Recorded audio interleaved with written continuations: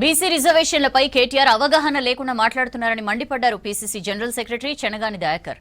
10 ఏళ్ల బీఆర్ఎస్ పాలనలో గ్రామాల్లో ఏమాత్రం అభివృద్ధి జరగలేదని విమర్శించారు. ప్రజాపాలనలో రేవంత్ సర్కార్ అందిస్తున్న సంక్షేమ పథకాలే కాంగ్రెస్ అభ్యర్థుల్ని గెలిపిస్తాయన్నారు. స్థానిక ఎన్నికల్లో కాంగ్రెస్ పార్టీ 10,000 సర్పంచ్లను గెలుస్తోందన్నారు చెనగాని దయాకర్.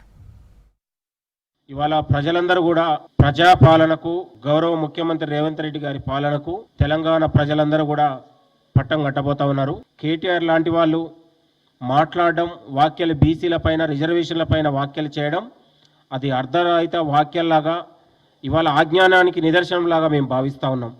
ఇవాళ సుప్రీంకోర్టు ఆదేశాల మేరకు ఇవాళ రాజ్యాంగబద్ధంగా, న్యాయబద్ధంగా ఈరోజు 50% రిజర్వేషన్లు మించొద్దన్నటువంటి సందర్భంలో ఇవాళ దాదాపు బీసీలకు 23% పైగా ఇవాళ స్థానిక సంస్థల్లో ప్రభుత్వ పరంగా ఈరోజు రిజర్వేషన్లు ఇవ్వస్తూ ఉన్నాం.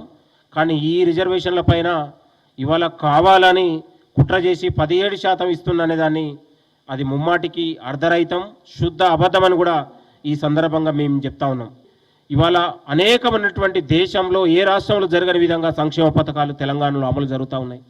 ఇవాళ సన్నబియ్యం తిన్నటువంటి ప్రతి లబ్ధిదారుడు కాంగ్రెస్ జెండా కోసం మీద వేసుకొని ఇవాళ వాళ్ళ ఆనందానికి అవధులు లేకుండా తెలంగాణలో పల్లెలలో వాళ్ళు మురిసిపోయే పరిస్థితి కనపడతా ఉంది.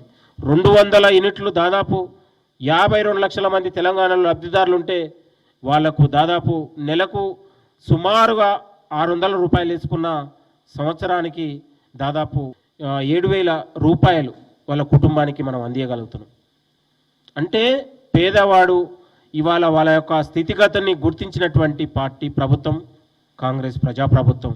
కాంగ్రెస్ ప్రభుత్వానికి, కాంగ్రెస్ పార్టీకి ఎదురు లేదనే విధంగా గౌరవ ముఖ్యమంత్రి రేవంత్ రెడ్డి గారికి ఇవాళ 24 నెలల ప్రజాపాలన సందర్భంగా ఇవాళ రేపు జరగబోయే ఎన్నికల్లో దాదాపు 10,000కు పైగా గ్రామ సర్పంచుల్ని కాంగ్రెస్